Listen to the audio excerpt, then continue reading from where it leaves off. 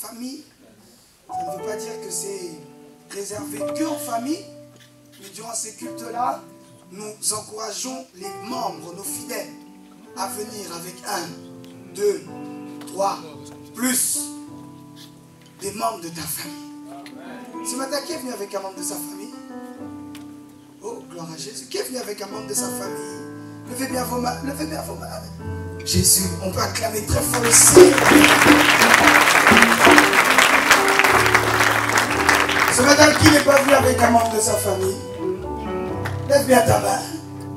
Là où tu es, tu représentes toute ta famille. À cause de ta présence dans ces lieux, la paix va rentrer dans ta famille. Est-ce que je parle à quelqu'un ce matin? Non, j'entends pas ton amen qui arrive pas à cet hôtel. Il y a la paix que je t'entende ce matin. À cause de ta présence, la paix va rentrer dans ta famille. Un plus fort amen que ça. Acclamons très fort Jésus. Et nous prenons place, s'il vous plaît, dans la présence de Dieu. Nous avons vécu une semaine marathon, pour tout dire. Samedi à Lausanne, avant ça, nous avions eu à prêcher ici. Après, on est parti à un mariage pour chanter de 2h à 5h du matin. Le même matin, le samedi, on est parti directement en Suisse, à Lausanne. Brian, c'est combien de temps? 5 heures?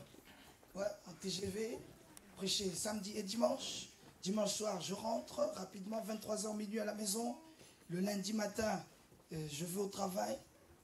Sachez que tout ministre qui travaille aussi dans la vie séculière, il n'a pas un travail, il a 2 travails. Car ce que je fais là, je travaille. Hein. Quelqu'un peut-être va dire, oh mais c'est normal que l'évangéliste travaille, tout le monde travaille. Non, je ne travaille pas comme tout le monde, j'ai 2 travails. Amen. Ici, on dirait que vous n'aimez pas ça. Amen. Ici, je dois vous dire, j'ai 2 travails. Amen. Je recommence encore ici. Ici, je dois vous dire, j'ai 2 travails. Amen. Ouais. Un travail ici, là je fais quoi là? Je travaille. Vous croyez que je m'amuse? Je travaille. Et demain encore au bureau, je vais faire quoi? Je travaille. C'est un travail. Parce que quelqu'un va dire, oui, mais même quand on vit de l'évangile, mais pourquoi ils ne vont pas chercher un travail? Et toi, tu as un travail déjà. Tu as un travail pour moi. Amen. Vendredi soir, nous étions ici au gala. Qui a été béni? Ceux qui ont raté, je vous assure, vous avez raté. Parce que c'était une ambiance glorieuse dans la présence du Seigneur. Alléluia. C'est important. Tu peux faire la fête sans alcool. Amen. Et là, ils disent non, mais tu t'amuses pas. Tu vois, quand on va au resto avec les collègues, et que quand ils disent ouais, moi je prends rosé, moi je prends champagne pour célébrer un grand marché au champagne. Moi je dis oui, champagne sans alcool. Champagne sans alcool. D'autres ils disent oh du vin. Moi je dis ok ben donnez-moi du vin, mais c'est un vin américain et c'est du vin avec beaucoup de sucre, c'est du vin un peu gazeux. Autrement dit, donnez-moi du coca. Frère, tu ne dois pas avoir honte, hein? Oh, tu ne dois pas avoir honte. Chacun boit sa boisson. Et chacun aussi rendra des comptes à Dieu. Ah, ton amen n'est pas comme j'aime. Oui, bien-aimé. Ici, nous avons vécu jeudi dernier le fait qu'on peut faire la fête sans alcool. Moi, je sais pas toi, moi je suis déjà parti dans des fêtes où il y a l'ambiance, il y a tout ce que tu veux. Mais à la fin, comme tout le monde est un peu éméché, on casse les bouteilles. L'autre commence à chamailler avec l'autre. La fête qui a bien commencé finit dans le sang. Vrai ou faux? Celui qui dit pas amen, c'est qu'il va dans des fêtes comme ça. Donc là où je parle, il dit, j'avoue. C'est pas grave, dis amen, comme ça on ne te reconnaît pas. Et dis amen, comme ça on reconnaît. Amen ou pas amen? Jeudi, ici, on a vu qu'on peut faire la fête sans alcool. On commence bien, on mange bien, on boit bien, on danse bien et aussi on a bien fini. Oui ou non? Tout le monde est arrivé chez soi sain et sauf. Même nous qui étions en voiture, même si la police m'attrape ici, oh monsieur, il a l'impression que je suis trop dans la joie, monsieur soufflez. J'aurais même pas peur de souffler, je vais souffler. Donne-moi même 5 ballons, je vais souffler. Les pions que t'entends là, c'est pas l'excès d'alcool, c'est l'excès du Saint-Esprit. C'est pas l'excès d'alcool. Frère, je suis fier d'être chrétien. Ne m'invitez pas là où il y a les gens qui n'aiment pas les chrétiens. Je vais t'attaquer, tu seras mal à l'aise. Je vais te donner envie de recevoir mon Jésus. Je suis rentré chez moi sain et sauf. Pas de problème, pas de... Non, je me suis endormi. En plus, t'as vu, j'avais un peu bu. Là, tout le monde est bien rentré. Vrai ou faux? Une excellente fête. Je tiens, 1, à remercier Dieu. 2, à remercier papa, maman. 3, à remercier toutes les mamans qui ont préparé. 4, à remercier tous les jeunes. La semaine dernière, j'étais à un événement, doyen, en Suisse. Et le lendemain, le responsable des jeunes disait à ces jeunes, j'ai la meilleure jeunesse du monde. J'ai dit, c'est parce que tu n'as pas encore vu la mienne. Ouais. Moi, j'ai la meilleure jeunesse du monde. Je vous dis la vérité. Les jeunes qui sont les meilleurs, c'est que les anges. Après les anges, Gabriel, Michel-Ange et les autres, c'est vous qui êtes là. Où vous êtes, je vous cherche. Où vous êtes, je vous cherche, je vous êtes. Vous êtes où? Où est ma force? Où est ma force? Ouais. Prends place. Quand on mange au resto, je dis, oh ma ouéja, tu as la meilleure jeunesse de Suisse peut-être. Moi, j'ai la meilleure jeunesse de l'univers.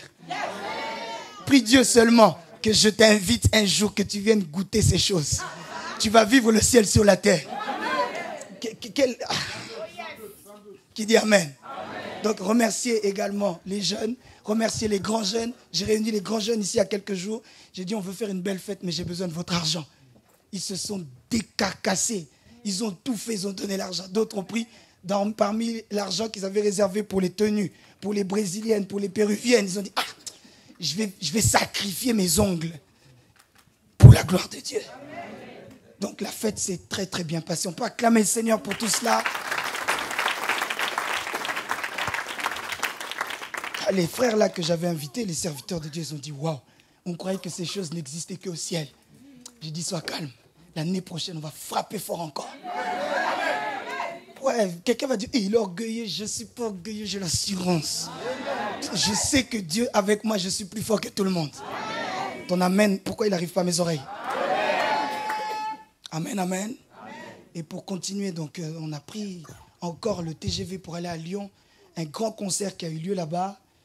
Vraiment, je rends grâce à Dieu pour tout ce qui s'est passé, car le peu de voyage qu'on a fait là nous a montré que tu le saches ou pas, là où tu es, on te regarde.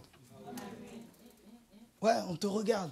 Il y a des gens qui sont capables de nous citer et les événements qu'on fait, et les intervenants, et les prédications. J'étais joyeux. Mais après réflexion, ça m'a fait peur. Je me suis dit, évangéliste, fais très gaffe, car un faux pas de ta part peut faire perdre la foi à plusieurs. Donc ça m'a rendu encore plus humble par rapport au poids qui pèse sur mes épaules. Mais pas que moi, sur tes épaules à toi aussi. Frère, tu sais pas, tu es très célèbre. Tu es très célèbre comme on est là. Des gens te regardent depuis le monde entier. Ils disent, ça c'est qui? C'est des jeunes de la paix. Tu veux que je te dise un secret? Tu veux que je te dise un secret?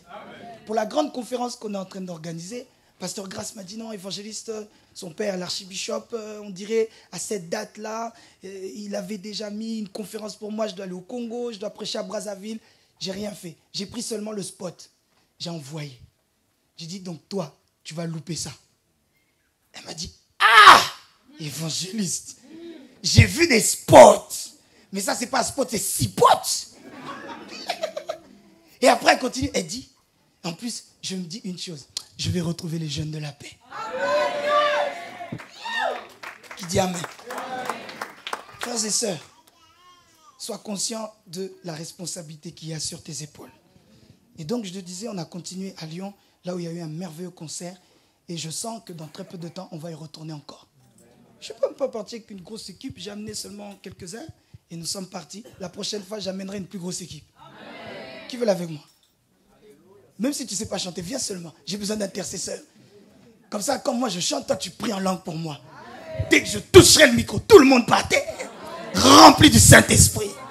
Qui dit Amen. Amen. Hier, on a eu une réunion merveilleuse, chers frères et sœurs, pour toutes les personnes qui sont soit fiancées ou pas encore fiancées. En fait, hier, les exclus, c'était juste les gens qui sont mariés. Toute personne qui n'est pas mariée, hier, tu étais invité à venir ici.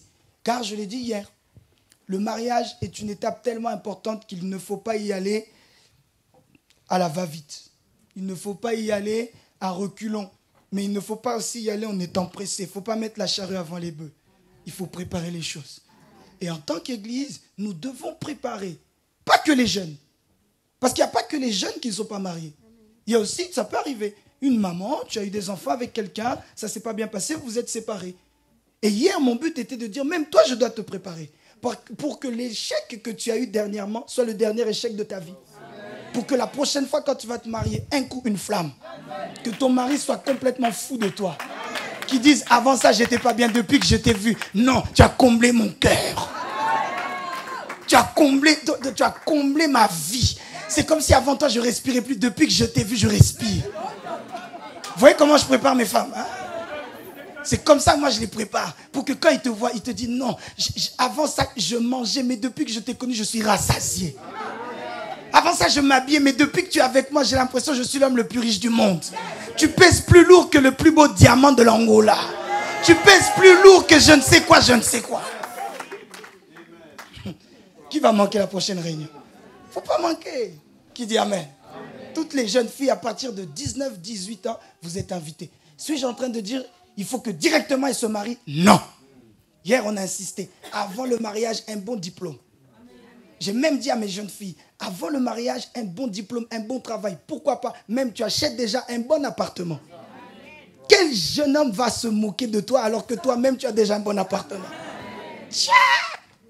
Frère, je vous ai toujours dit, c'est pas mon message. Denis, compte pas encore mon temps, c'est pas mon message. Là, c'est juste mes annonces. Qui dit amen? Amen. Mais il y a deux attitudes quand un jeune homme voit une jeune fille ou un homme voit une femme. Il y a deux attitudes. Un, il te regarde, il dit je l'aurai. Il dit, je l'aurai dans ma poche en vite fait. Et la deuxième attitude, c'est quand il te regarde, il se regarde aussi. Il dit, est-ce qu'elle va m'accepter comme ça? Ma prière, c'est que toutes les jeunes filles, vous soyez dans la deuxième catégorie. Avant qu'ils te disent même bonjour, qu'ils réfléchissent bien à son bonjour. Qu'il arrange d'abord son accent et sa cravate. Qu'ils se disent, parce que comment je vois comment elle est belle. Elle est grande. Elle est intelligente. Elle a ses diplômes. Elle a sa voiture. Et puis, je sens, sans qu'elle le dise, je sens qu'elle a l'argent. Donc, moi, jeune homme, comment est-ce que je vais venir pour faire des aventures avec elle? Une jeune fille m'entend? Amen. Tu vois la prière que je fais chaque jour pour toi. Amen. Ton amen, pourquoi il n'est pas là? Amen. Mais vous aussi, jeunes garçons, je prie que vous soyez des jeunes garçons beaux, intelligents, remplis du Saint-Esprit aussi. Des jeunes garçons qui se disent, même si une jeune fille, elle me donne envie de prier en langue, mais quoi qu'il arrive, je ne touche pas. Oui, même si mes hormones, papa l'a dit hier, c'est naturel. Ne priez pas pour, au nom de Jésus, que je sois plus tenté, que je n'ai plus envie des femmes. Ne priez pas pour ça, car si je prie pour ça aujourd'hui, quand tu seras marié, tu me diras, évangéliste, prie aussi pour moi pour que les envies reviennent. Qui dit amen? Amen. Donc je ne prie pas pour ça. Ne me dis pas, évangéliste, prie pour moi pour ça. Non. Quand ces choses viennent, tu te retiens. Comme j'ai dit la dernière fois dans la vidéo, tu l'as vu, mais tu n'as pas vu. La jeune sœur, même ici à l'église, elle te donne envie de prier, de faire des prières, de chasser les démons. Tu chasses les démons, tu te retiens. Tu ne touches pas. Oh? Tu ne touches pas. Parce que c'est ça aussi le problème. Tu vas toucher et ça va réveiller l'amour qui était endormi. Alors de peur de brûler les étapes, tu ne touches pas. J'ai dit tu ne touches pas. Ce n'est pas mon message, Denis, ne compte pas mon temps. J'aimerais également finir mes petites annonces en encourageant toutes les courageuses et les courageux qui ont bravé les problèmes de transport et qui sont arrivés jusqu'ici. Il faut les encourager. Je vous assure, au ciel, votre récompense sera grande. Mais en même temps, ça m'a mis deux choses dans la tête. Un, il faut qu'on prie sérieusement pour les transports. Oh, comment quand il n'y a rien à l'église, tout va bien? Seulement les dimanches, il y a problème de transport ici. Frère, la prochaine fois que tu montes dans le bus, commence déjà à ricabonder dans le train. Tu dis train, tu dois obéir. Faites vos travaux les jours où il n'y a pas culte. Tu dis bien au train, tu dis train, monsieur SNCF. Tu fais comme s'il est en face de toi. Tu dis faites des grèves, faites des travaux les samedis où il n'y a rien. Quand tu vois, il y a réunion, tu ne fais rien du tout. Et les dimanches, tu lui dis bien, je t'interdis parce que tous les dimanches, nous, on a culte. On dirait que vous ne croyez pas à cette prière. Ça, c'est la première des choses, compris pour les transports. La deuxième chose, ça m'a fait penser aussi à quelque chose. Vous devez tous passer vos permis ici.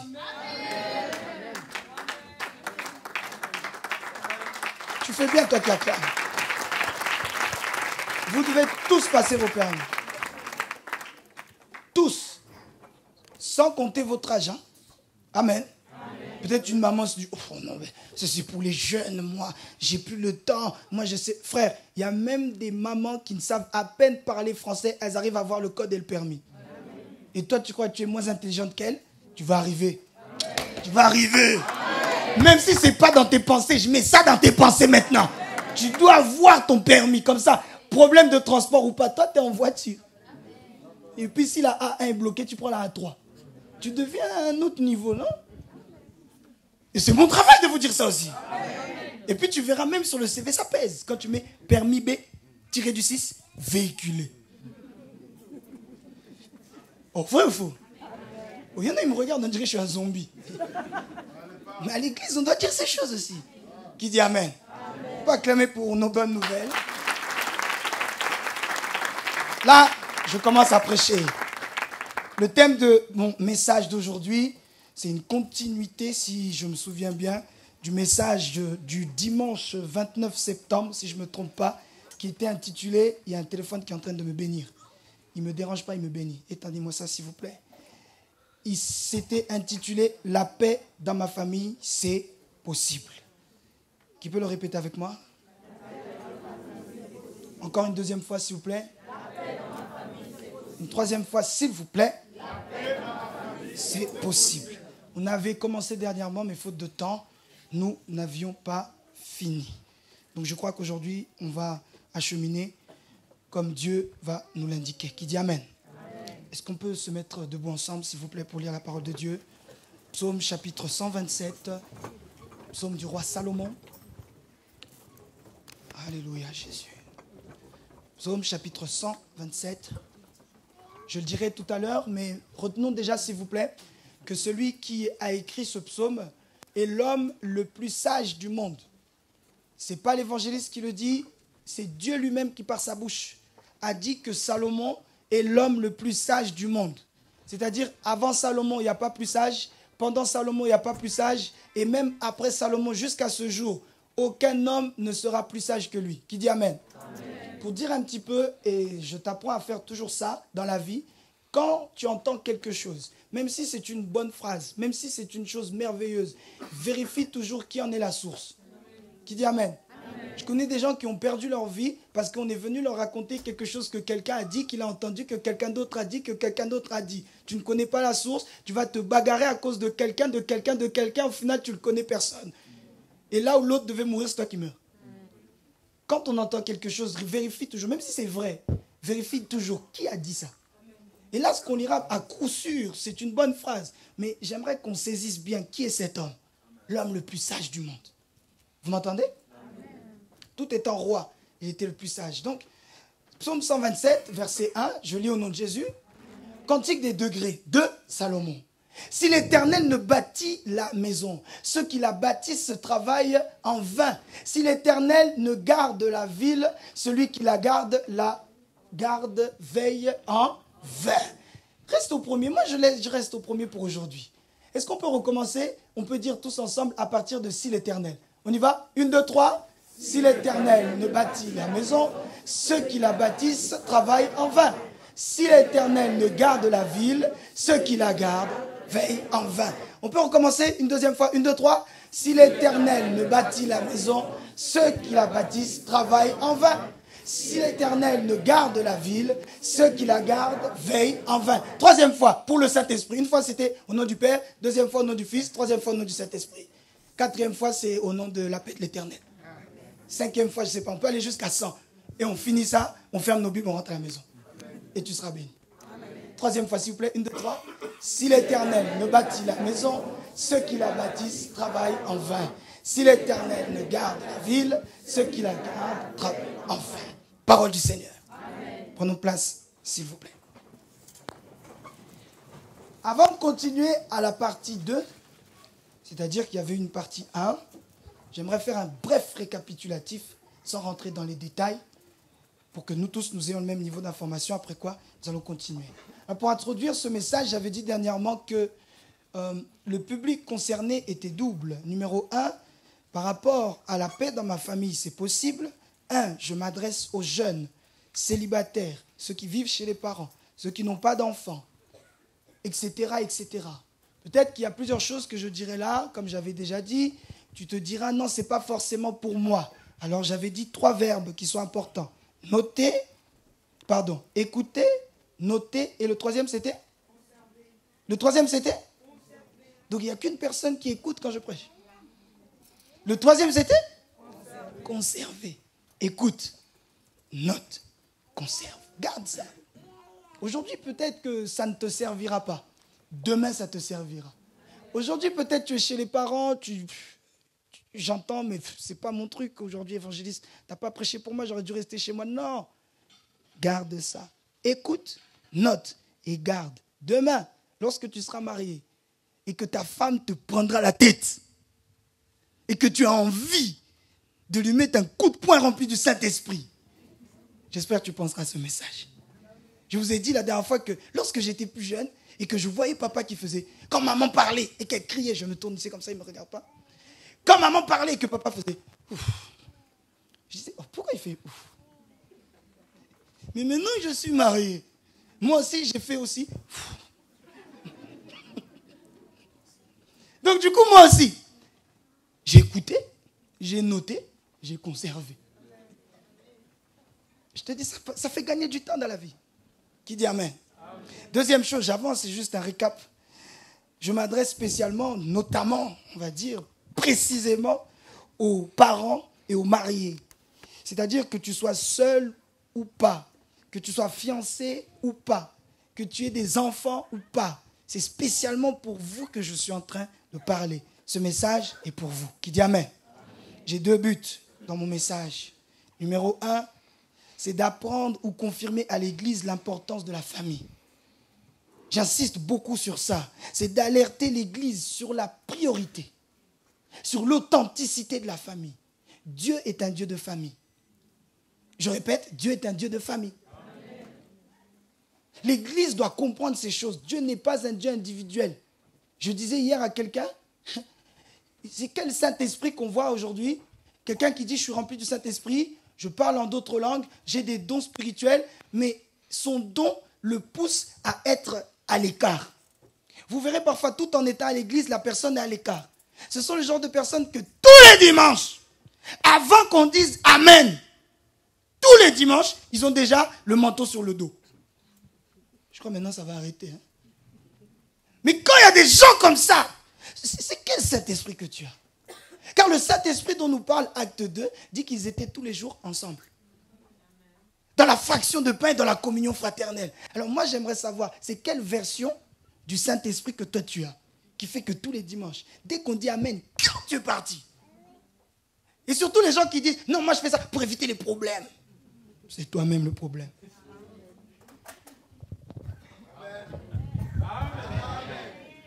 Même si tu n'en vois pas, j'ai fait mon stock d'Amen chez Shiloh et Noah. En plus, ils ne m'ont pas vu, j'étais à Lyon. Donc quand ils m'ont vu, ils ont fait vraiment les rattrapages des Amen.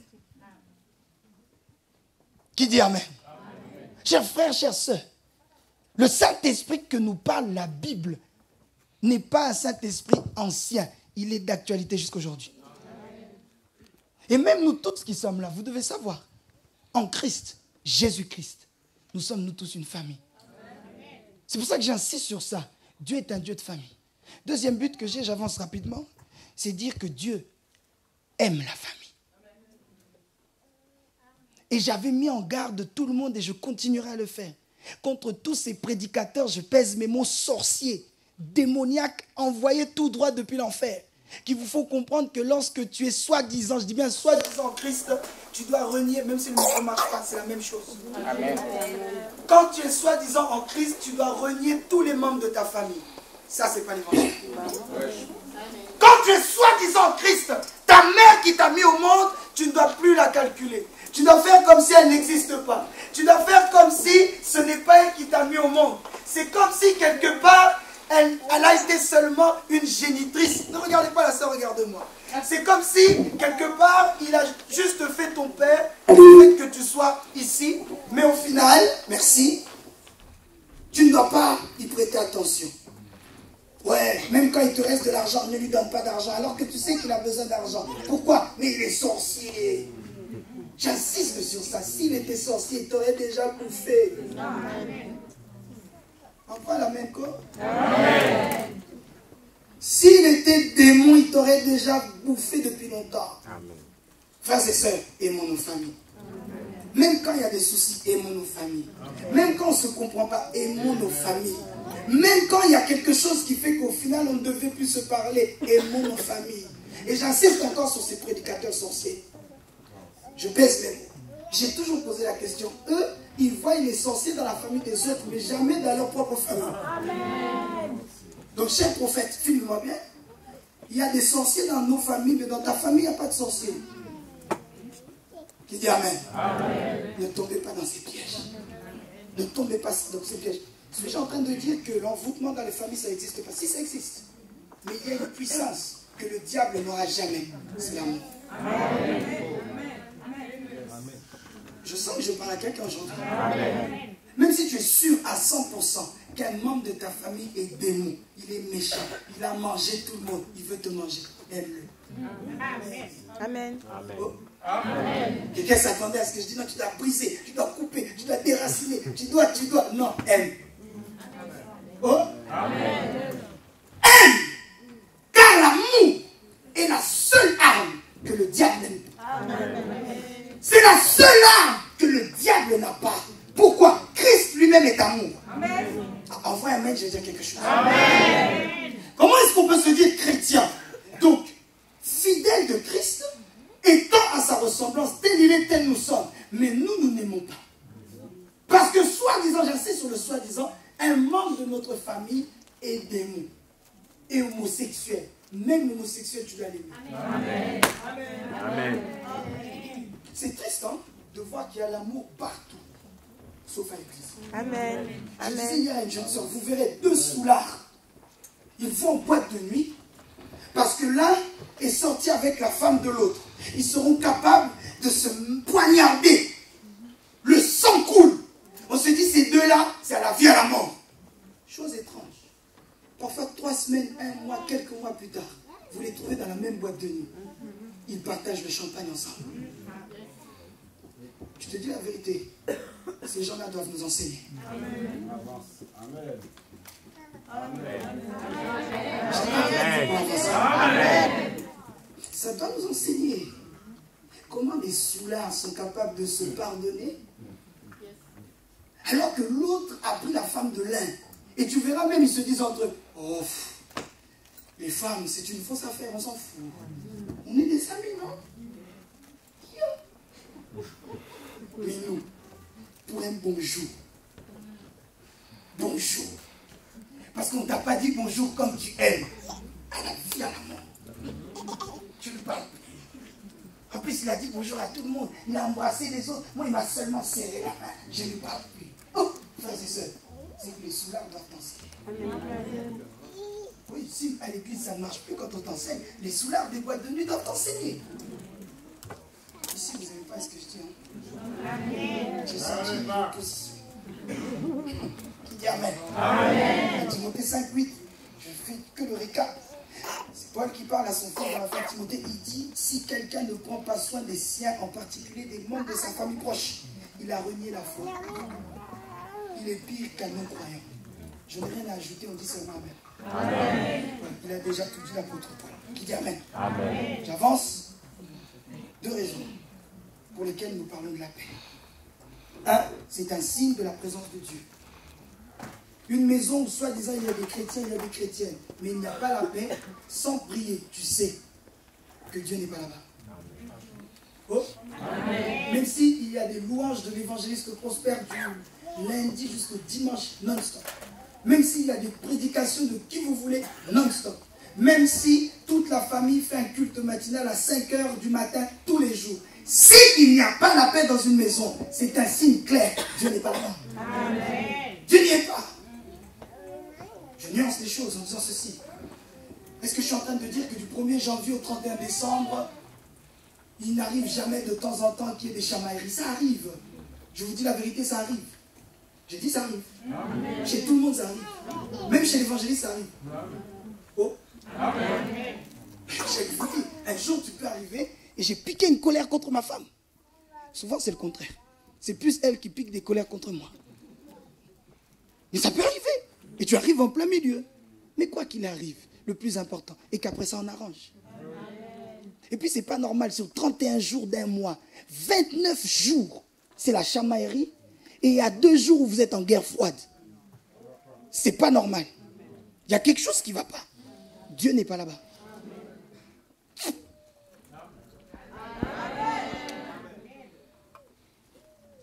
Pourquoi la paix? Numéro 1. La paix est un signe de la présence de Dieu.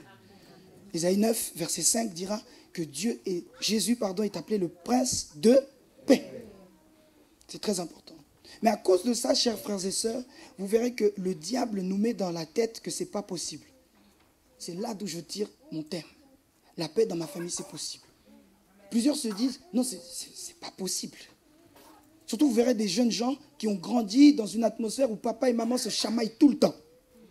Où papa et maman, parfois, se bagarrent. D'autres que je reçois me disent, moi, j'ai été traumatisé. J'ai vu des choses. Il n'y avait jamais la paix à la maison. Je sais c'est quoi lorsque des personnes viennent réclamer l'argent auprès de papa, auprès de maman. J'ai déjà vu mon père se cacher en dessous du lit parce que la police arrivait. Et quand la police arrivait, évangéliste, une fois même, il me disait, non, dis je ne suis pas là. Et lorsque la police a sonné, j'ai dit, papa, je dis quoi? Je dis, t'es là ou t'es pas là? Un jour, c'est arrivé à l'un de mes frères. Maman ne voulait pas recevoir quelqu'un. Ce n'est pas un problème d'argent. Elle ne voulait pas recevoir quelqu'un. Voilà, c'est tout. Ça peut arriver. Hein. Tout le monde n'est pas le bienvenu chez toi. Elle ne voulait pas recevoir quelqu'un. Et il sonne. Bonjour, maman Samba. Et dit, maman, je dis quoi, t'es là ou t'es pas là? C'était pas moi, je dis déjà. C'était pas moi. Qui dit amen. Là encore, c'est un exemple qui passe. Mais il y a d'autres exemples, c'est pire. Où la police ou quelqu'un d'autre vient parce qu'il doit de l'argent, parce que le père ou la mère a menti. Parce que la maman faisait des tontines, elle a mangé l'argent qui n'était pas pour elle. Et elle dit non, et si tantine Rosie vient, tu dis je ne suis pas là. Si tantine Rosie de Potocombo, on a tous une tante à Potocombo. Tu dis je ne suis pas là. Alors du coup, quand tu as grandi avec ça dans ta tête, avec les chamailleries papa, maman, où tu as grandi avec on n'est jamais en paix, on est chez soi mais on n'est pas en paix. Où tu as grandi avec 1 jour, 2 jours, 3 jours, premier appartement, deuxième appartement, troisième appartement, on vous met toujours dehors. Tu te dis, ben, au final, c'est ça la vie. C'est un mensonge du diable. Ouais, je veux dire à quelqu'un, c'est un mensonge du diable. Les souffrances de tes parents ne sont pas tes souffrances. Les échecs de tes parents ne sont pas tes échecs. Là où tes parents se sont arrêtés, toi tu iras au-dessus d'eux. My God, est-ce que je parle à quelqu'un aujourd'hui? Mais j'aimerais mettre dans ton cœur le fait de te dire, c'est possible. Et aujourd'hui, je me centralise sur ça, sur la paix. La paix dans la famille, la paix à la maison, c'est possible. Qu'importe la famille dans laquelle tu as grandi, qu'importe l'historique qu'il y a en toi, qu'importe ce que toi tu as vu dans ton enfance, qu'importe les héritages qu'il y a dans ta famille, car ça existe. Des familles où les femmes, on leur dit, quoi qu'il arrive, tu finiras seul. Ta grand-mère a fini seule, moi-même j'ai fini seul, ta tante a fini seule, donc toi aussi tu finiras seul. Je viens arrêter ça au nom de Jésus. Amen. Pas demain, là où je parle, je viens arrêter ça au nom de Jésus. Amen. Cette histoire de non, dans la famille, nous tous, on fait des enfants, mais on ne va jamais très loin avec les pères de nos enfants. J'arrête ça maintenant au nom de Jésus. Est-ce que je parle à quelqu'un aujourd'hui? Ce que tes parents ont vécu, tu ne le vivras pas. J'ai envie de prêcher maintenant. J'ai dit, ce que tes parents ont vécu, toi tu ne le feras pas. Si ton père n'a rien laissé, toi tu laisseras plusieurs maisons au nom de Jésus. Si ton père n'a rien laissé, toi tu laisseras un grand empire au nom de Jésus. Dans le moment même, je parle sur ta vie maintenant. Si tes parents n'ont rien laissé, toi tu laisseras plusieurs bâtiments. J'ai dit tes enfants auront plusieurs héritages au nom de Jésus. Et ce que quand tu leur laisseras, ça va les aider à les lier dans la vie. À qui je parle aujourd'hui? Je te parle, qui je parle? Prends place.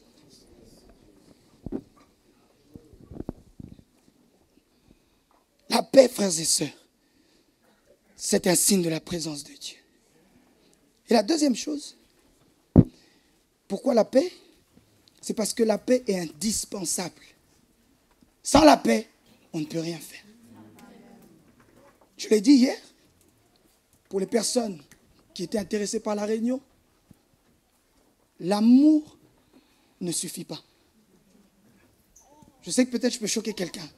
L'amour ne suffit pas. S'il y a l'amour, il n'y a pas la confiance, ça n'ira pas loin. S'il y a l'amour, il n'y a pas la paix, ça n'ira pas loin.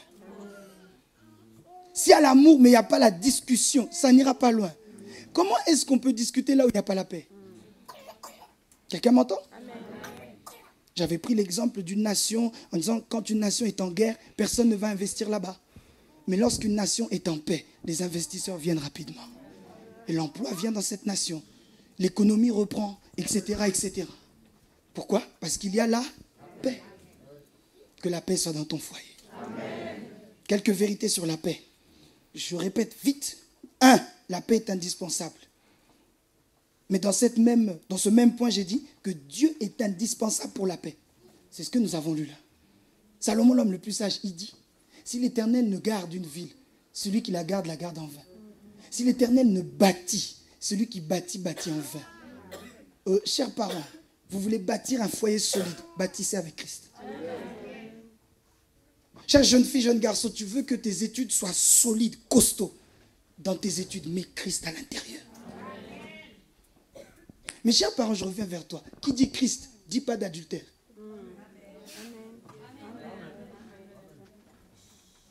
J'attends ton amen.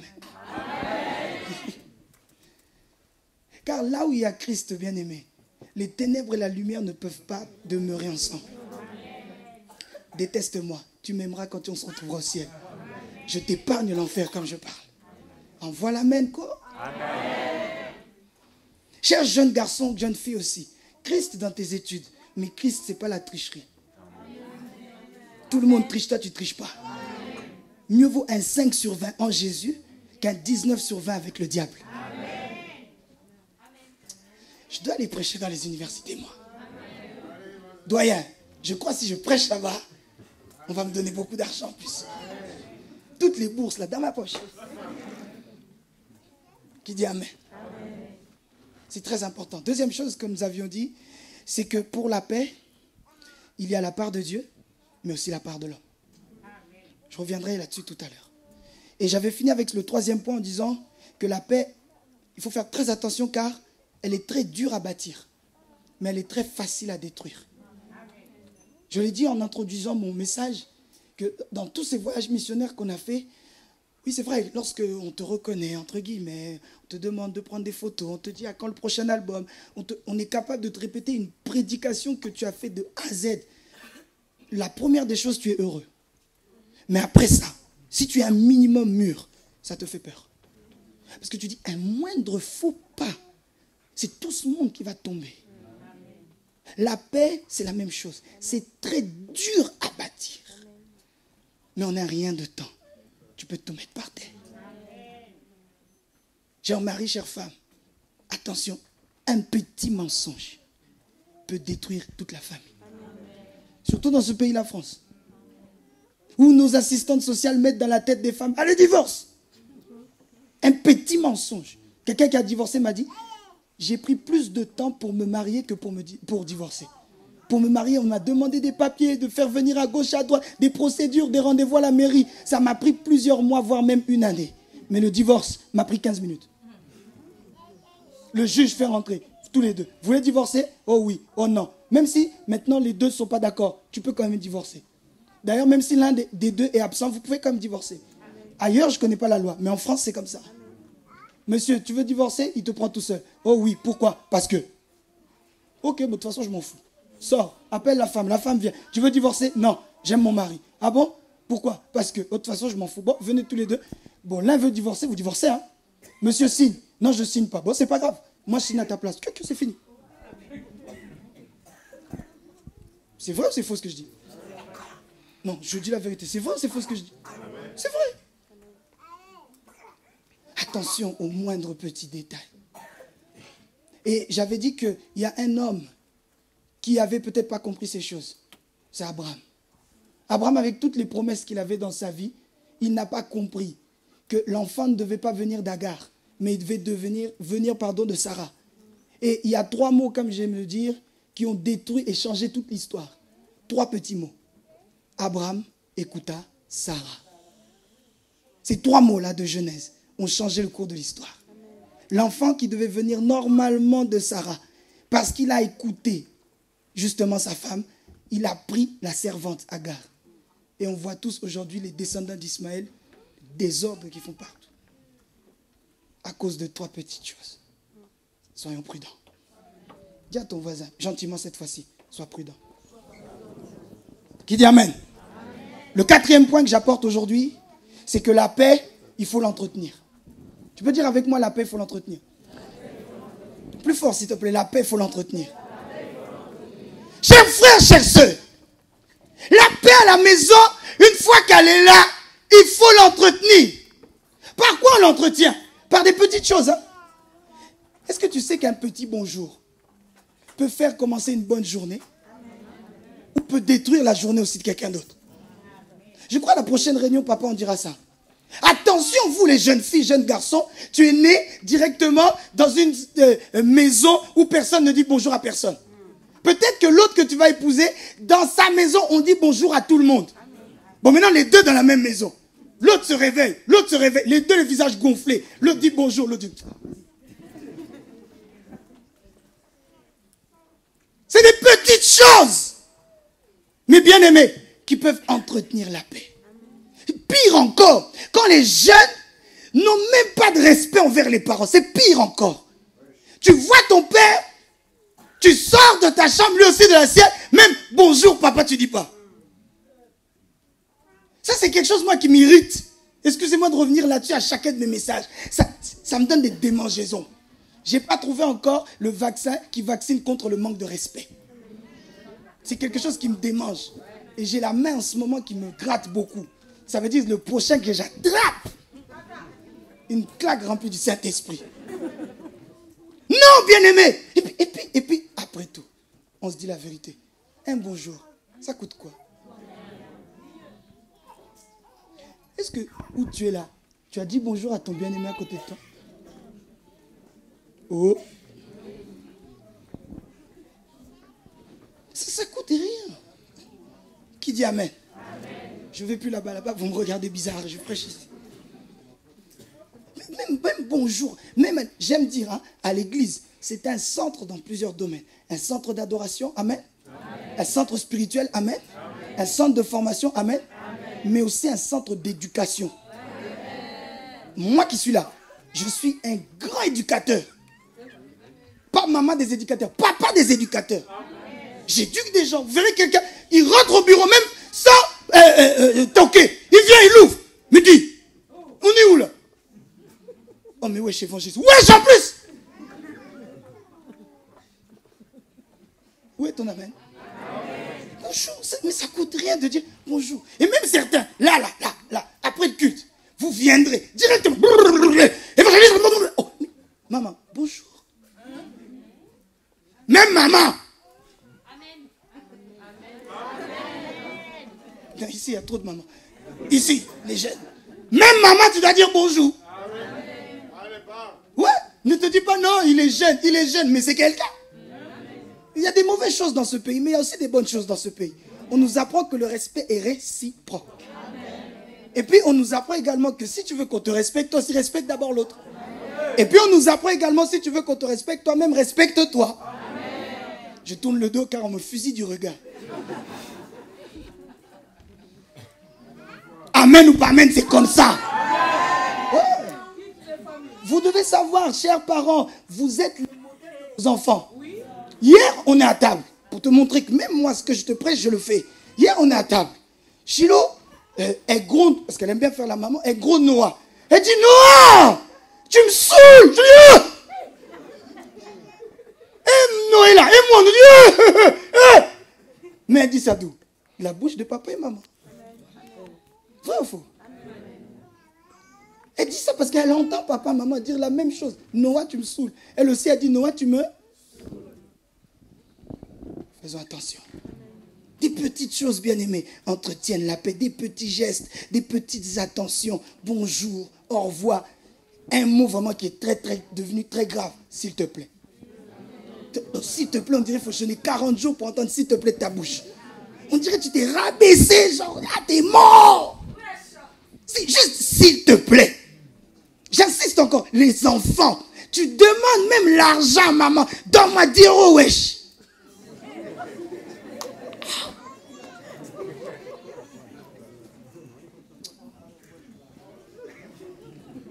Maman Yvette, comment un jeune peut faire ça? 10 € de moi. Tu me dis, donne-moi 10 €, wesh. Je vais te donner 10 patates. Remplies du Saint-Esprit. Non, église. Et je prêche pas une autre église. Hein. Je prêche ici. Ouais, je prêche ici. Que personne dise, ah, en tout cas, un tel Abdelkarim, il fallait qu'il soit là. Non, c'est toi. C'est à toi que je prêche. Juste s'il te plaît. Marie aussi. Apprends à dire s'il te plaît à ta femme. Le mariage, c'est une école. Hein. Permettez-moi d'en parler un peu. 4 petites années, pas beaucoup, 4. Et j'avais parfois des tics qui sont un peu mauvais. Mais je ne m'en rendais pas compte. Parce que je dis, c'est moi le plus beau de la famille. Moi, j'ai grandi comme ça. Et puis, tout le monde à la maison pouvait faire des choses. Moi, je ne faisais rien. J'ai toujours été un petit prince chez moi. C'est moi l'enfant préféré de papa et maman. Faut dire la vérité, il y a toujours un enfant préféré. Ouais.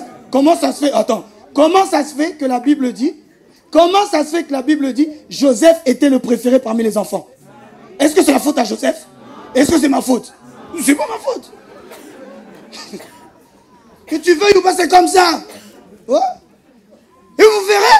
Donc quand les autres faisaient, moi non. J'étais toujours un peu privilégié. Papa sortait avec personne, sauf moi. Mais du coup, j'ai gardé ces tics jusqu'au mariage. C'était que fais. Tu sais qu'un jour, moi-même, je me suis écouté moi-même. Il faut apprendre aussi parfois à s'écouter soi-même. Amen. Elle m'a rien dit. Moi-même, j'ai écouté. Je dis, oh, j'avoue, quand même, t'abuses.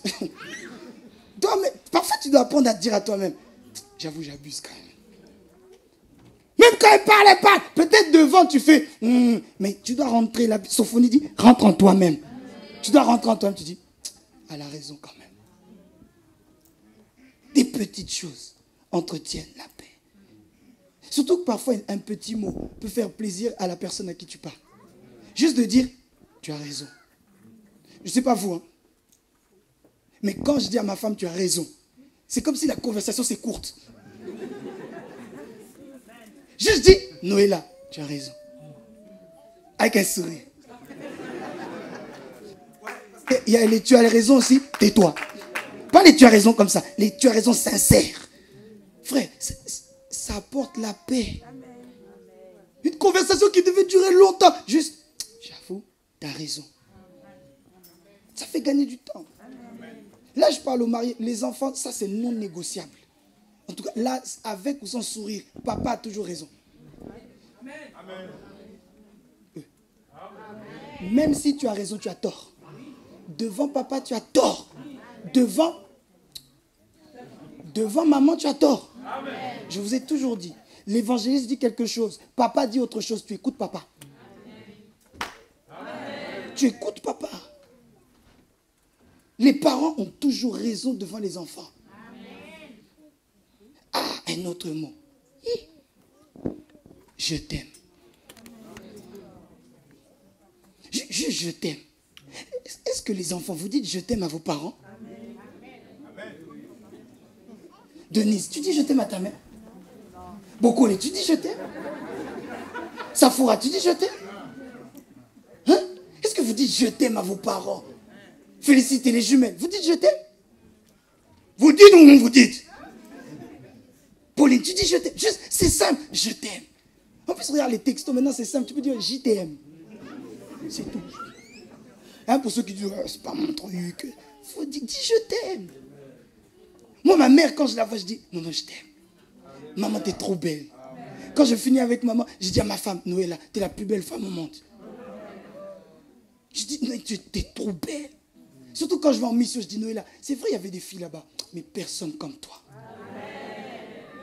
Toi-même, c'est pas obligé. C'est pas parce que tu attends quelque chose. Toi-même, tu dois dire je t'aime. Sans forcer. Aujourd'hui, il faut faire des jeûnes de 40 jours pour attendre quelqu'un dire je t'aime. Un jour, quelque chose m'a poussé. J'ai envoyé à 3 sœurs de l'église.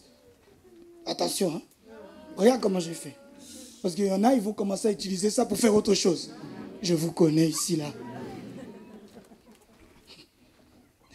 Bonjour Pauline, salut ma fille, je viens te dire je t'aime. J'ai envoyé à Stéphanie, bonjour ma fille, je viens te dire je t'aime. Et une autre soeur, je viens te dire je t'aime. Oh, 2 d'entre elles m'ont dit, oh évangéliste c'est gentil, moi aussi je t'aime papa. D'autres, elle a envoyé, elle dit, oh qu'est-ce qui se passe là?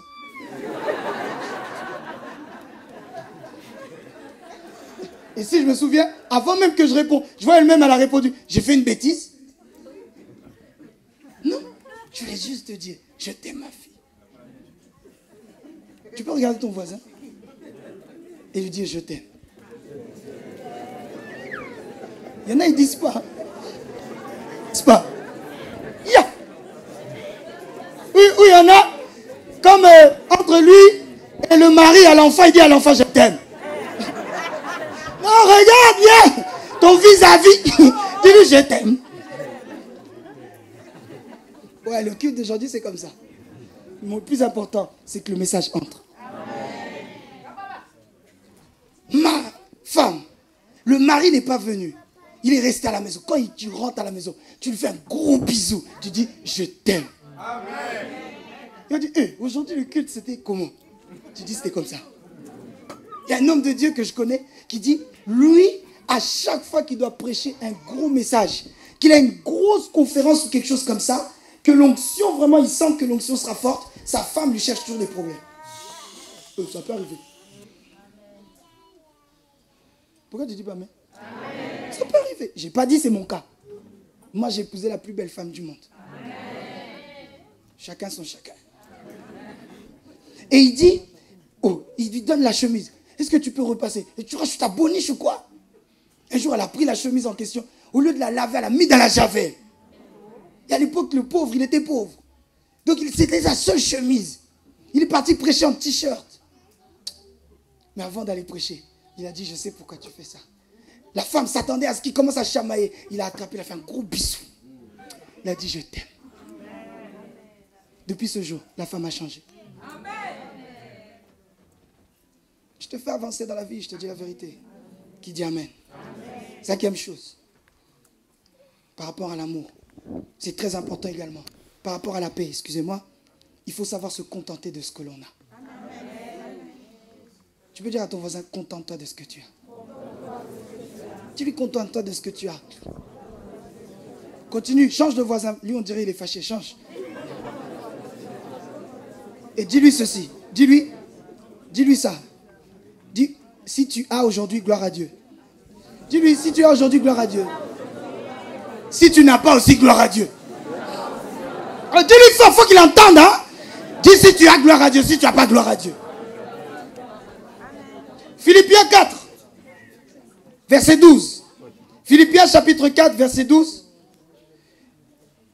L'apôtre Paul écrit à l'église de Philippe donc, et il dit, je sais vivre dans la pauvreté, et je sais vivre dans l'abondance. Partout, et en toutes circonstances, j'ai appris à être rassasié, et à avoir faim, à être dans l'abondance, et à être dans le besoin. En d'autres termes, l'apôtre Paul dit, j'ai su ce que c'est que d'avoir le ventre plein car j'ai beaucoup mangé. Mais je sais aussi c'est quoi d'avoir le ventre vide. Pas à cause du jeûne que je fais, mais le ventre vide parce que je n'ai pas. Parfois, bien aimé, la paix est détruite par un manque de contentement. Combien de femmes qui commencent directement à monter dans les aigus, à faire mal à la tête à leur mari. J'ai dit hier, c'est la Bible qui dit que la femme a la capacité d'harceler son mari. À cause de quoi parfois? Parce qu'il n'y a pas d'argent. Ma sœur, tu dois te contenter. Envoyez les amens, les frères. Quoi. Mais sœurs, vous devez vous contenter de ce que vous avez. Ne va pas chercher quelqu'un d'autre qui a beaucoup. Tu ne sais pas comment il a eu ce beaucoup. Mais vous aussi les frères, vous devez vous contenter. Oh. Il dit, je sais vivre dans l'abondance. Mais je sais vivre aussi quand j'ai rien. Je sais vivre dans le besoin. Je sais vivre aussi quand je suis rassasié. Alors la cinquième vérité sur la paix, il faut se contenter de ce que l'on a. Est-ce qu'un célibataire peut dire amen? Amen. Chers célibataires, ne vous mariez pas au-dessus de vos besoins. Amen. Ne vous mariez pas au-dessus de vos besoins, ça va vous faire des problèmes. Tu commences la vie avec des dettes. Vous savez là-dessus, je te dis la vérité, les musulmans nous enseignent. Quand ils font leurs histoires de dot, de pré-dot, l'imam vient, il vous bénit. Vous êtes mariés. Sans soirée, sans fête. Si tu veux faire, c'est toi et ta poche. C'est tout. Mais nous, ah non, Myrna, ah non, quand je me marie, il faut qu'on sache que je me suis marié.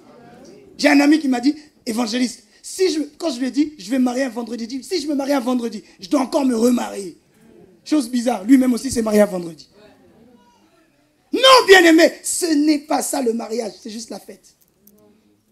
Et puis j'aime vous dire, le premier mariage qu'il y a eu au monde, Adam et Ève, il n'y avait pas de robe.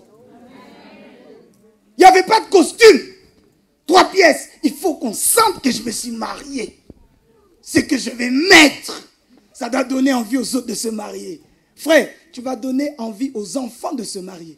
Mais quelqu'un de mature ne veut pas se fier à la fête. Il va se fier au lendemain de la lune de miel. Est-ce qu'il y a à manger dans le frigo, oui ou non? Est-ce qu'il y a la paix à la maison, oui ou non? Ou est-ce que 2 semaines après le mariage, la sœur met des lunettes alors qu'on est en hiver parce qu'il y a eu un gros œil au beurre noir ici? Ici, vous dites pas amen. Chers bien-aimés, on se contente de ce que l'on a. J'insiste, j'aime vous dire, l'église grandit, les messages aussi, je dois les adapter.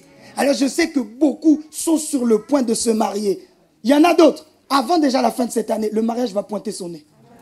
Je ne prêche pas la bonne église. Je répète, je ne prêche pas la bonne église. Il faut déjà que dès maintenant tu saches que ne cherchons pas à faire compliqué lorsqu'on ne peut pas faire compliqué. Ne vous fiez pas. Moi je sais, avant de me marier, Noëlla regardait beaucoup les vidéos sur YouTube. Je dis, mais Noëlla, comment tu regardes des mariages des gens que tu ne connais pas? Oh non, mais c'est pour regarder des idées. Ok? Ne vous fiez pas que à ça, ne vous fiez pas qu'aux films, ne vous fiez pas qu'aux vidéos d'Insta. Il y a des fois, 10 secondes, ça te donne envie de te marier. Tu n'avais pas de projet, hein, mais d'un coup le projet vient. Une vidéo de 10 secondes. J'ai dit arrêtez ça. Je répète, arrêtez ça. On se contente de ce que l'on a. Frères, sœurs, contentez-vous du budget que vous avez. Mes amis, même si budget il n'y a pas, hein, je suis clair dans mes propos. Un dimanche, on vous bénit, vous êtes mariés. Oh non, à mon mariage, il faut qu'on mette des costumes. Je mets des costumes tous les dimanches. Papa met des costumes tous les dimanches. Nous te bénissons ici, tu es marié. J'ai dit, tu es marié.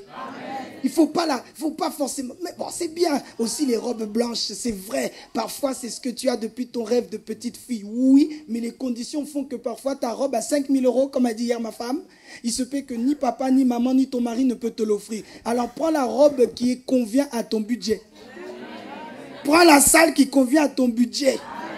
Et puis, même les histoires de manger. Moi, j'ai beaucoup de mal avec les histoires de manger. Tu vas prendre un traiteur. Si tu peux prendre un traiteur à 20 000 €, tu as la poche, gloire à Dieu.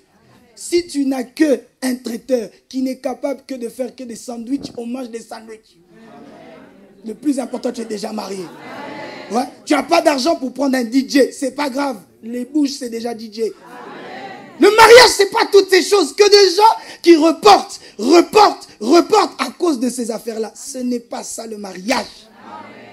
Dis à ton voisin, contente-toi de ce que tu as. Contente-toi. Je sens que quelqu'un va se marier bientôt. Ouais, je sens que je viens de résoudre des problèmes là. Des problèmes qui étaient graves. Je sens que là, j'ai résolu. Ouais, je sens déjà ça. Je sens. Il y a quelqu'un qui dans son cœur, il dit, yes! En fait, c'était simple. Moi, je voyais ça difficile. Moi, à ta place, j'aurais aimé qu'on me prêche comme ça. Je te dis la vérité, j'aurais aimé qu'on me prêche comme ça. Montre-moi que tu aimes que je prêche comme ça. Simple. Simple, bien-aimé. N'allons pas faire compliqué quand c'est simple. Un dimanche, hein? Un dimanche. Comme on est là. C'est pas une fête. Oh, comme on est là, c'est pas une fête. Je mets mon tapis rouge, le même tapis rouge qu'on a mis au gala. On met tout ça ici. On met nos mêmes perruques qu'on a mis au gala. Nos mêmes maquillages qu'on a mis au gala. Mon même photographe du gala. Les mêmes Véronicas là, si tu veux faire. Ils viennent. Je leur dirais, faites la même chose. On fera tout pour ça, pour ton mariage. Bon, maintenant, moi, je te pose la question. Tu amènes la bague. Mais même, attention, les histoires de bagues là, c'est pas la Bible. Hein. J'ai dit, c'est pas la Bible. J'ai dit, c'est pas la Bible. Je ne suis pas contre les bagues. Mais bibliquement parlant, il n'y a pas de bague. Si tu as la bague, gloire à Dieu. Tu n'as pas d'argent pour avoir la bague. Tu achètes après. Tu achètes après. Et puis même moi qui te parle, le temps que tu mettes l'alliance, je peux te prêter ma bague.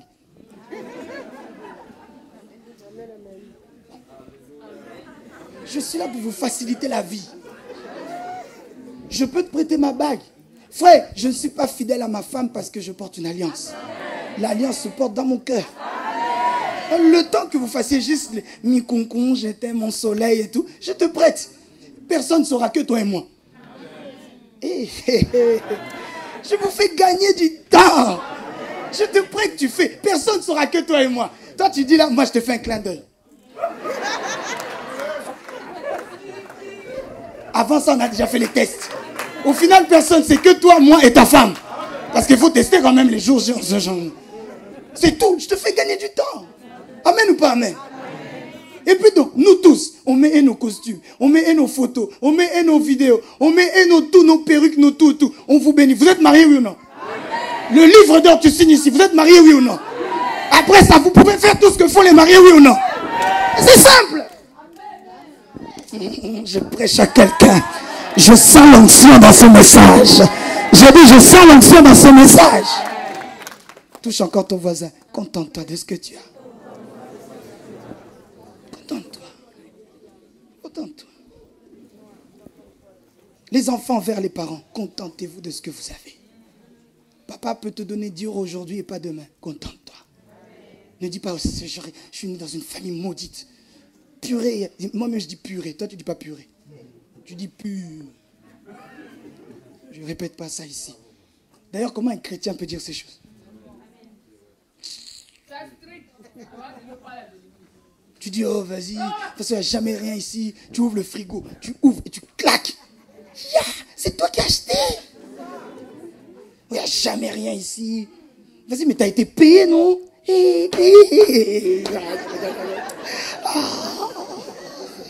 Je vais te faire plaisir. T'as été payé. Wesh, on est le 3 là, t'as plus d'argent, c'est dire quoi? Est-ce qu'on fait les courses ici? Mais pourquoi ici on va toujours à Lidl? Je vous donne un conseil, appelez-moi. Vous voyez Pascal grand frère là? Évangéliste, c'est moi.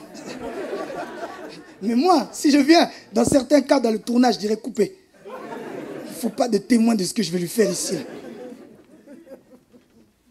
Cher jeune garçon, jeune fille, contente-toi de ce que tu as. Contente-toi. J'aime les jeunes garçons et les jeunes filles parce qu'il n'y a pas que des mauvais, il y a aussi des bons garçons. Il y a aussi des bonnes filles qui seront capables que quand maman lui donne, il dit non maman, garde, au contraire, moi je t'ai donné ceci. Un jour comme ça, il n'y a pas très longtemps, j'ai touché une belle prime au travail. Je ne m'y attendais même pas. Et elle tombe. Quand je reçois ça, comme d'habitude, il y a un vœu qui vient pour l'église. Je donne à l'église.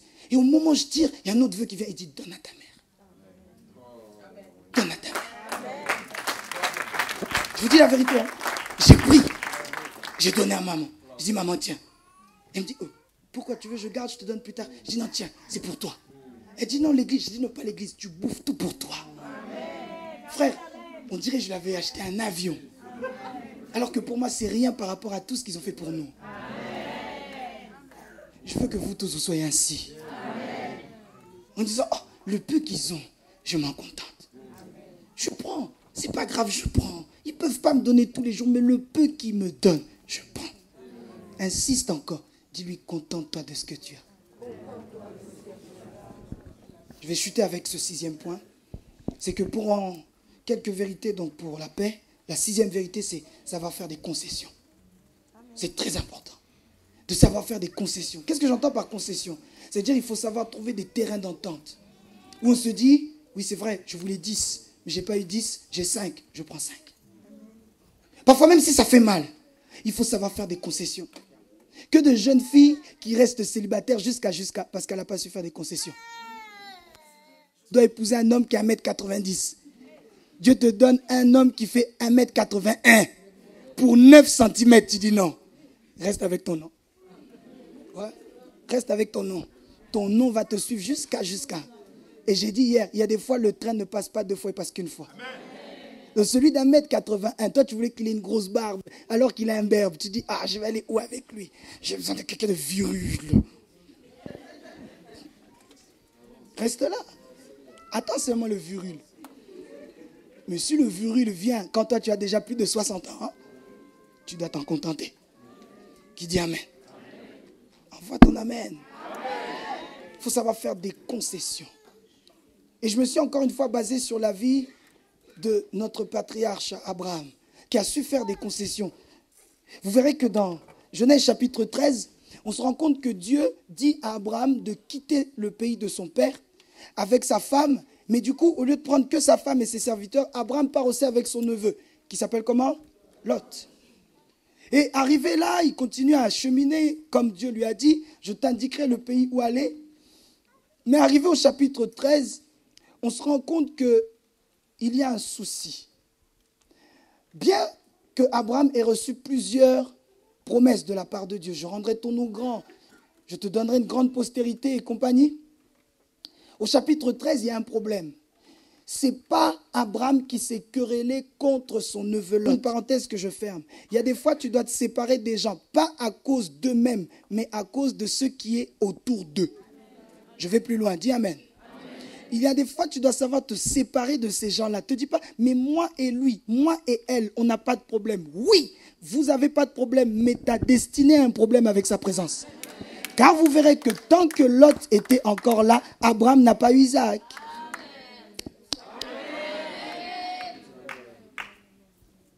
Tu dois d'abord te séparer de Lot. Même si ça fait mal, fais cette concession.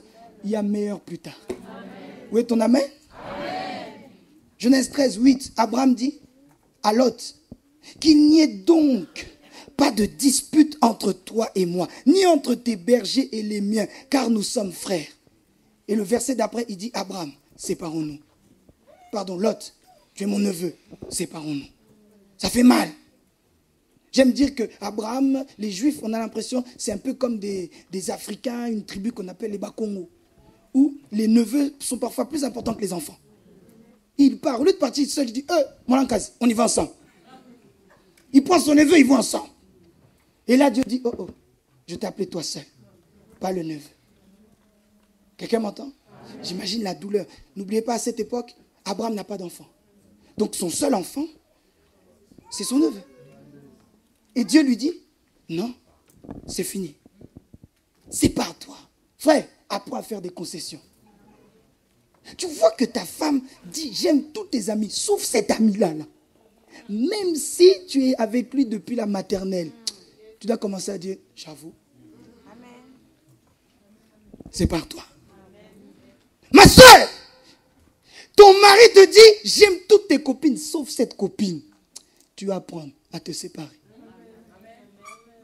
Là, j'entends un frère dans son cœur qui dit, Magali, il fallait qu'elle entende ces messages. Ouais. J'aime pas Saloumata. Je lui dis, elle n'entend pas. Évangéliste, prêche encore. C'est vrai que quelqu'un dit ça, non? Tu dois, frères et sœurs, apprendre à faire des concessions. Tu sens qu'il y a quelqu'un dans ta destinée qui te bloque. Même si tu ne le sens pas, quelqu'un qui est proche de toi te le dit. Sépare-toi-en. Jeune fille, jeune garçon, ta mère te dit tout le temps, j'aime pas Abdelkarim. Abdelkarim, plus chez moi. Même si Abdelkarim, tu l'as connu à l'église. Même si tu l'as connu à l'église. Si maman dit stop, tu fais quoi? c'est vrai, ici, il y a trop de jeunes. J'aurais pas dû dire ça. Chers jeunes filles, jeunes garçons, si papa, maman dit, j'aime bien tes amis, mais Karim, je ne veux plus le voir chez moi, tu dois arrêter avec Karim. Amen. Si maman dit, même dans la rue, je ne veux plus te voir avec Karim, tu ne marches plus avec Karim. Amen. Ton amen est où? Amen. Apprends à te séparer, à faire des concessions. Regardez cet exemple. Le diable, le serpent, n'est venu tenter Ève que lorsque Abraham n'était pas là. Adam n'était pas là. Oh, ça se voit, tu me suis. C'est que lorsque Adam n'était pas là que le serpent est venu tenter Ève. J'aime poser cette question que je pose souvent. Quand le serpent parlait à Ève, où était Adam? Chère Marie, je t'encourage, tu dois contrôler tout dans la vie de ta femme. Chère femme, tu dois contrôler tout dans la vie de ton mari. Amen. Tout, tu dois contrôler. Si vous voyez déjà, vous êtes fiancé. Oh, tu touches pas mon téléphone. Comment? Comment? Moi, mon téléphone, il est là. Toi aussi, prends le mien. Vous pouvez faire aussi des échanges. Toi, tu prends une semaine. Moi aussi, je prends une semaine. Ouais. Oh. Je sens que mon message est ouais. Ouais. Surtout ici, je sens l'onction ici. Là. Vous êtes fiancés. Hein? Vous êtes fiancés, tu dis, ok, chacun vit chez soi. Toi, tu prends mon téléphone une semaine. Moi aussi, je prends le tien une semaine. On a tous fait ça car tu sais très bien à quelle heure tu es avec un tel, à quelle heure tu n'es pas. Donc, tu sais que Irène, il n'y a pas d'Irène ici, Irène peut t'appeler qu'à partir de 23h. Car Nadège et toi, vous n'êtes plus ensemble. Non. Cette fois-ci, Irène appelle, elle croit tomber sur Maximilien. Elle entend, hello. Elle raccroche. Elle rappelle, hello. Troisième fois, cette fois-ci, sœur, n'attends pas qu'elle appelle, toi-même tu l'appelles. Ouais, il y a des choses que tu dois défendre. Envoie la main. Ma soeur, ne laisse personne rentrer dans ton mariage. Ouais, tu dois te battre pour ça. J'ai dit, tu dois te battre pour ça. N'attends pas qu'elle appelle. Cette fois-ci, tu l'appelles. Elle dit, hello, je te connais pas. Tu dis, c'est toi qui as appelé là. Cette fois-ci, c'est moi qui réponds. Toi, t'es qui? Tu dis, non, toi, t'es qui? Parce que moi, je réponds et j'appelle depuis le téléphone de mon fiancé. Toi, tu es qui? Et puis, à cette heure-ci, même si tu es collègue, c'est à cette heure-ci qu'on parle des affaires du boulot. Je sens que j'aide quelqu'un. En plus, quand je prêche, ma femme dit amen, ça rajoute mon onction. Ouais. Je vous fais gagner du temps. Je vous fais gagner du temps. Qui dit amen? Amen. Comme ça, quand on l'appelle, tu dis, c'est moi maintenant qui suis là. De quoi vous discutez tous les deux à cette heure-là? Même si tu as épousé une servante, un serviteur de Dieu. Ouais. Il y a quelqu'un que j'aime bien qui dit, un serviteur de Dieu doit avoir des amis auprès de qui sa femme doit être capable d'aller avouer des choses. Si tu vois ces derniers temps, ton mari, il est étrange. Il discute tous les jours, comme par hasard, à minuit au téléphone avec une sœur. Il dit, oh non, je suis en train de la prêcher, je l'encourage. À minuit. Oh non, je fais l'affermissement, hein. L'affermissement, quoi. À minuit. Et puis quand tu discutes là, comme par hasard, moi, je ne dois pas être là. C'est pour ça, moi, il y a certaines sœurs, bon, pas tout le monde, mais certaines sœurs, quand je te vois, tu viens voir l'évangéliste, je fais la passe à ma femme.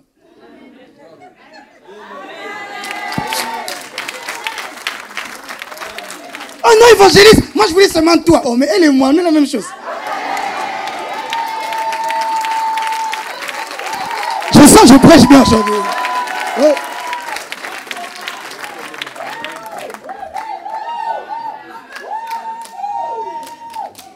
Envoie l'amen. Apprends à faire des concessions. Tu te sépares. Tu te sépares. Tu vois que tu te sépares. Tu dois apprendre à faire des concessions. Même si c'est dur. Même si c'est un ami avec lequel tu as grandi. Ta femme ne l'aime pas, tu te sépares. Attention aussi aux femmes qui aiment séparer leur mari de tout le monde. C'est pas bon. J'ai dit hier, mon frère, si une femme Avant même de l'épouser, elle te dit, oh ton père, j'aime pas quand il vient à la maison.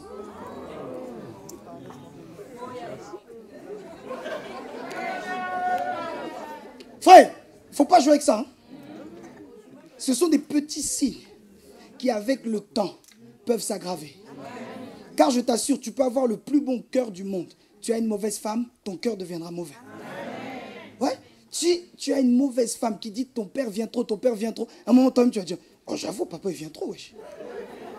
Tu vas commencer à dire, papa, j'ai plus le temps, passe plus. Ton père. Donc c'est dès qu'elle commence, oh tes frères j'aime bien, mais vas-y, ils viennent trop, en plus, quand ils viennent, ils font trop de bruit, tu oh, tu m'as épousé, c'est moi et ma famille. Amen. Surtout chez les hommes. Le temps est court. Chez les femmes, il y a d'autres nuances. Car ma soeur, toi aussi, tu dois apprendre parfois à te séparer de ta famille. Pas dans le mauvais sens, mais tu dois savoir, la femme entre dans la famille de l'homme. Est-ce que je dis que la femme ne doit plus parler à sa famille? Non. Mais tu dois savoir s'il y a un choix à faire entre ton mari et ta famille, c'est ton mari. Amen. Hier, j'ai dit ça à la réunion. J'ai dit, si tu as un choix, tu peux sauver qu'une seule personne. Il y a ton père, il y a ton mari qui sont en train de mourir. Tu sauves ton mari. Amen. Et tu pries pour que ton père, s'il meurt, il aille au ciel. Amen.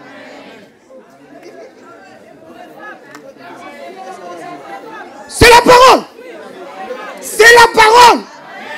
Et toi aussi, frère, tu peux sauver qu'une personne. Il y a ta mère, il y a ta femme. Tu choisis ta femme. Et tu pries pour que ta mère aille au ciel. Oh, mais comment? Oh. Je vous fais gagner du temps. Parce qu'il y a plusieurs problèmes dans la famille. Et parfois, on croit que ça vient d'ailleurs. Ça vient de ces petites choses. Comment toi, Marie, il y a une nouvelle qui arrive. Avant d'informer ta femme, tu informes ta mère. Maman n'est pas là, mais c'est elle qui pilote tout de loin. Ça, c'est quoi ça? Je coupe tout esprit de cordon ombilical. Ouais. Je coupe tout ça maintenant. Envoie l'amen. Tu as coupé tout ça.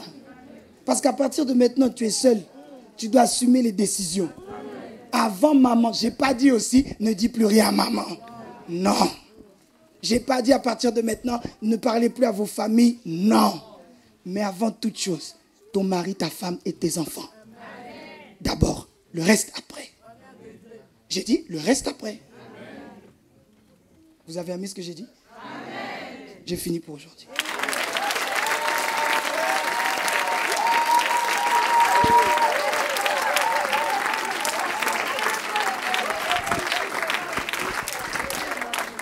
Qui dit amen? Qui peut me montrer à quel niveau il a été béni?